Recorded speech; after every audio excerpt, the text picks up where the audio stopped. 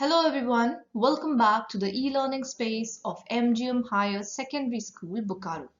This is the second video for Unit 4, Section C from your main course book for Class 8 English. Unit 4, Section C is titled Just for Fun. The theme of this unit is the adolescent period, the fun age that you children are in. In our previous video, children, we discussed and analyzed the lesson word to word, line by line. In this lesson, we are going to learn something more about this play and discuss the textual exercises. As we already know, Just for Fun is in the form of a play. And in this play, we have some characters, there's a definite setting, and the play is based on a certain theme. Who are the characters in the play? There are two sets of characters. One set is the students, and the other is the teachers. Shashank, Smriti, Avantika, Divya, and Sonia are the students that play some part in this small play. And the teachers mentioned are Mrs. Deberoy, the drama teacher, and Ms. Guha, the class teacher of these students. We see the play had three scenes. The play is divided into three separate scenes, which is called the settings. Now, the setting of the first scene is in the auditorium of the school, where some children are practicing for the skit.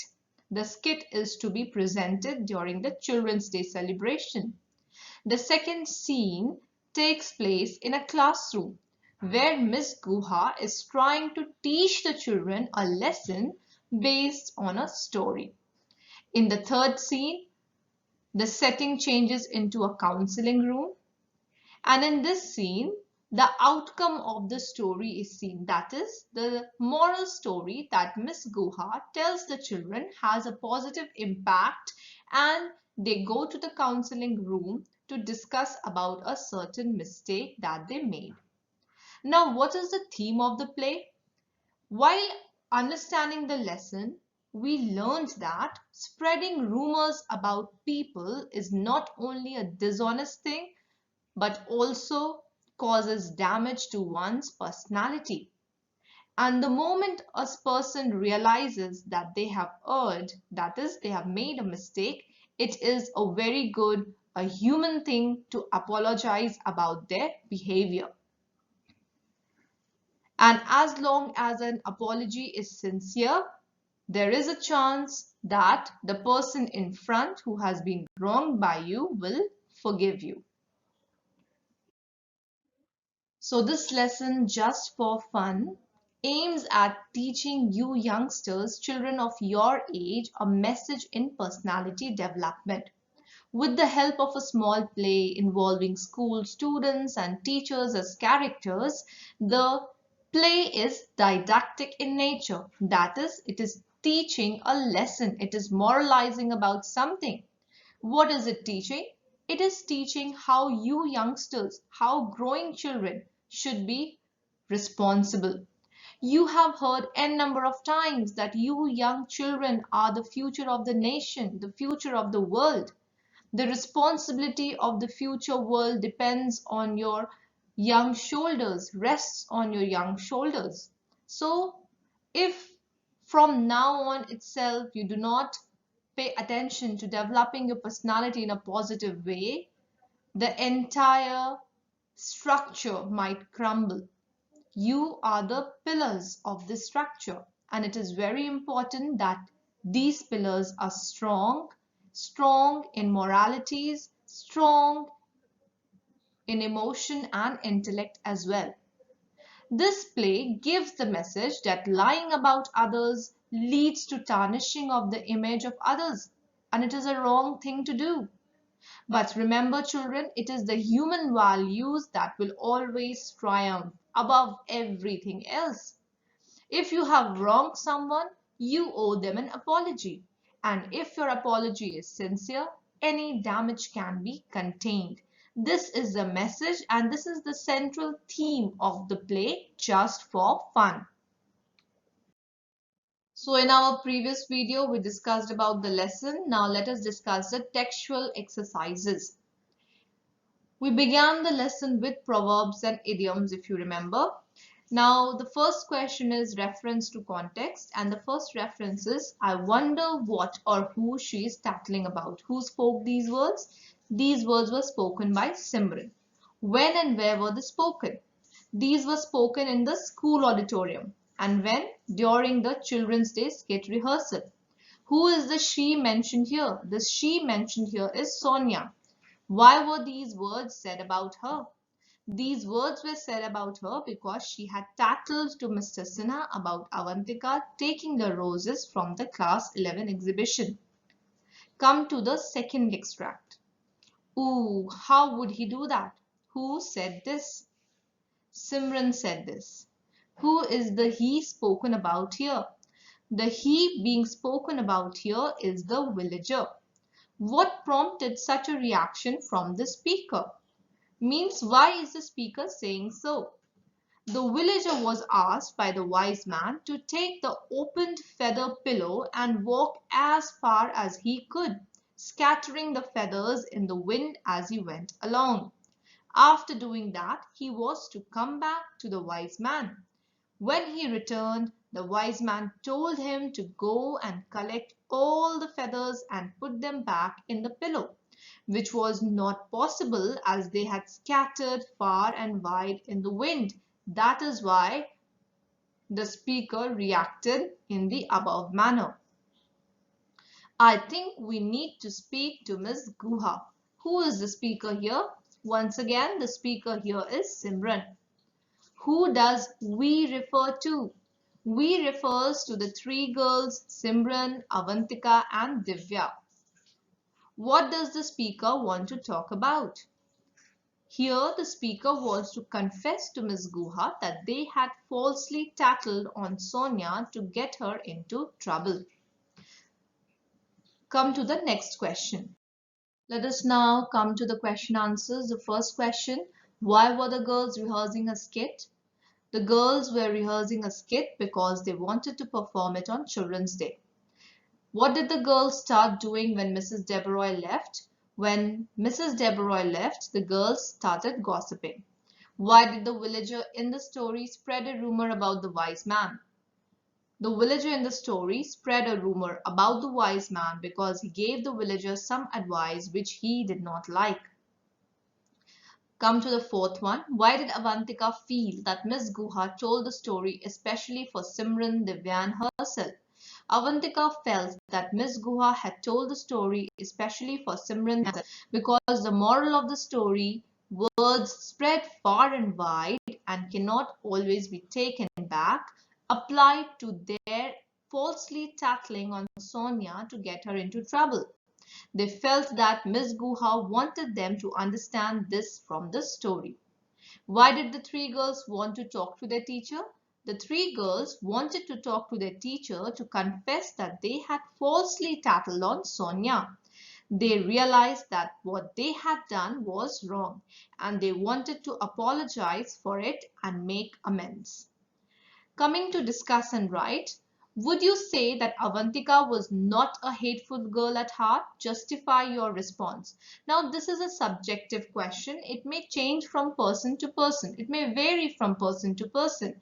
If you believe, yes, Avantika was a hateful girl at heart, you can write, but you have to give the correct reasons. It is human nature to talk about other people. When is it a positive thing and how can it become negative? Of course, if you talk about other people, you're only human. But it is a positive thing when you're talking about the things they have achieved and how they inspire you. But if you're gossiping about them, lying about them, or backbiting them, it's a negative thing to do. Coming to time to refer.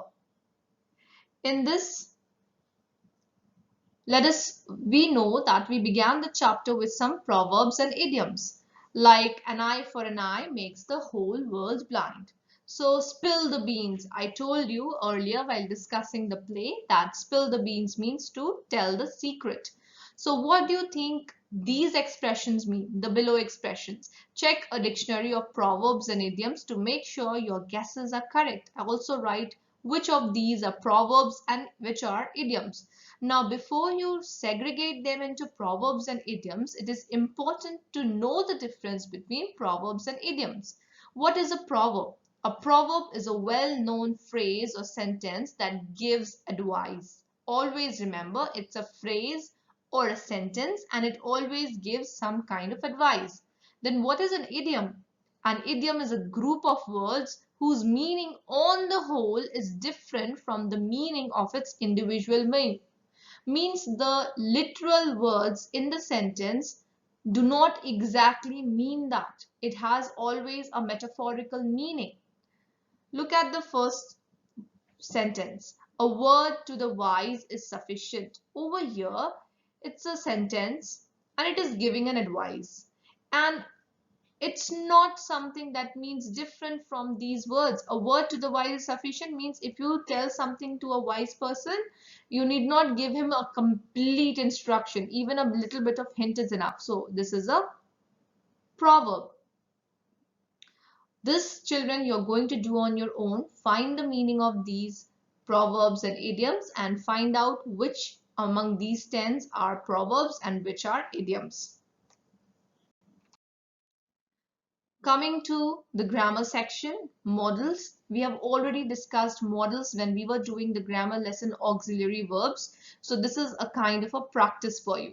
Read the sentences. Ma'am, could we talk to you in private for a minute, please?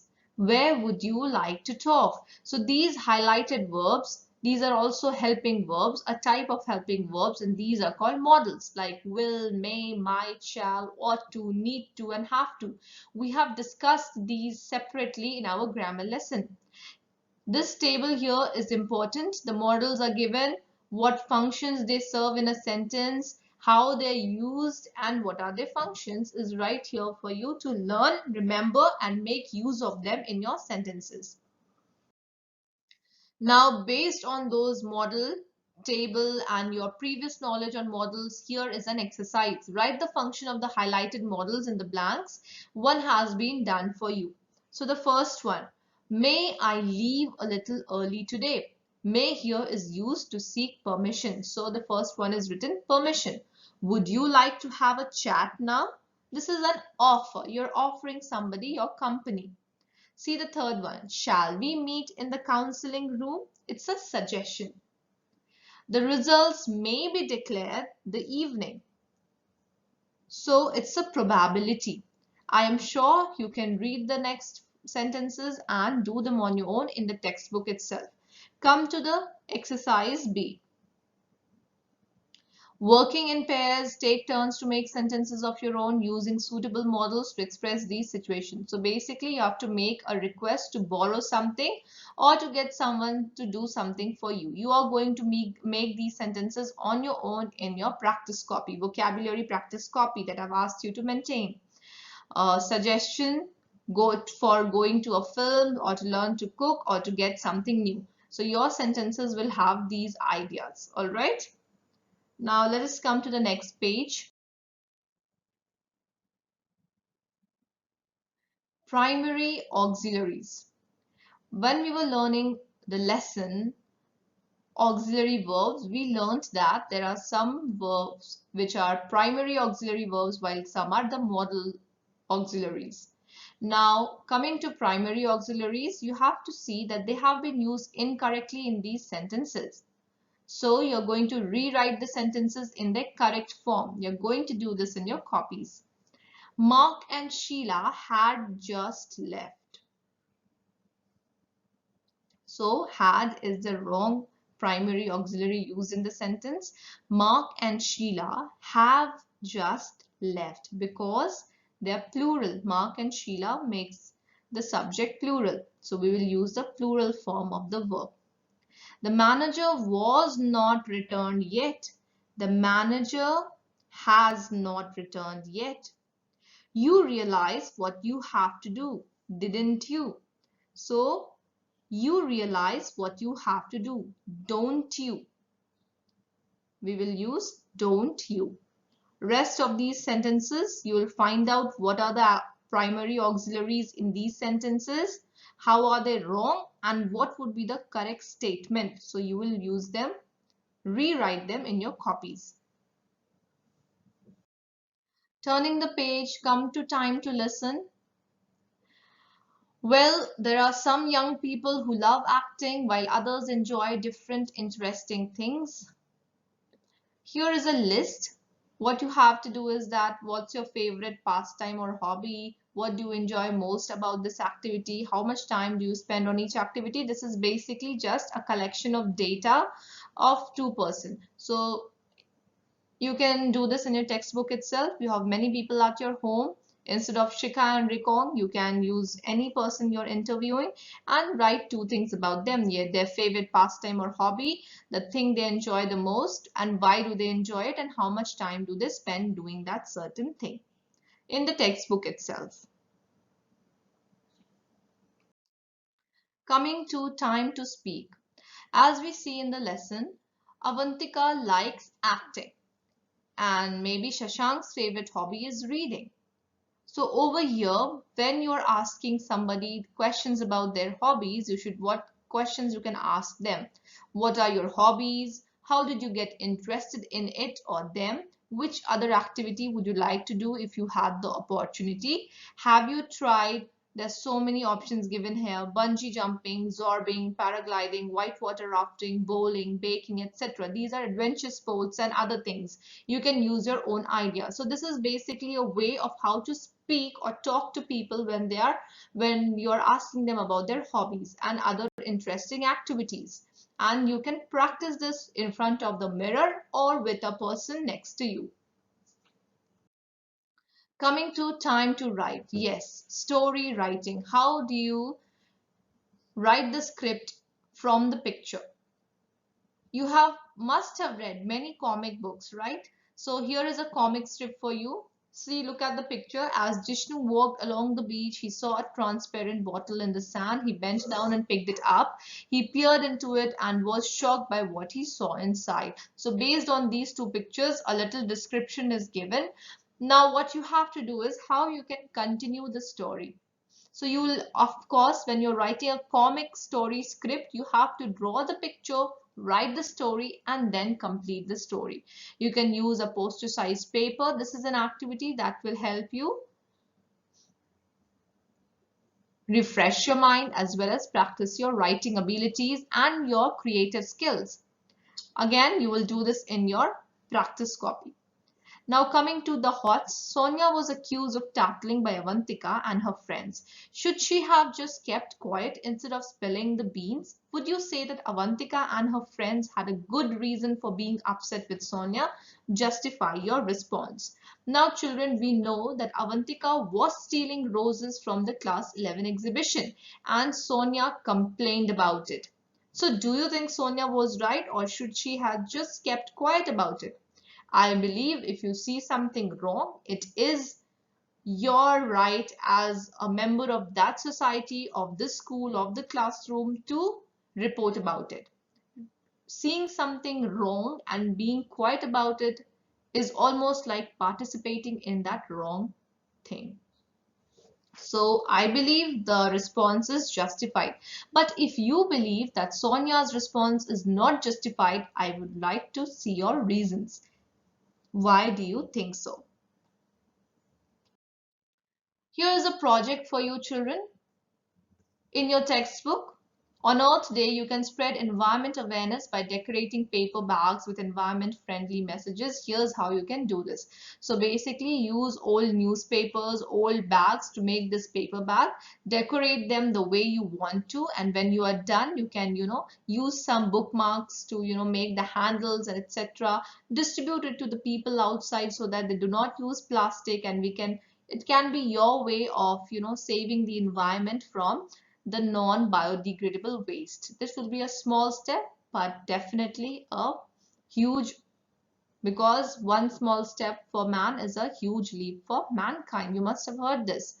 And after doing this activity, your experience must be shared in written with your classmates and in your diaries.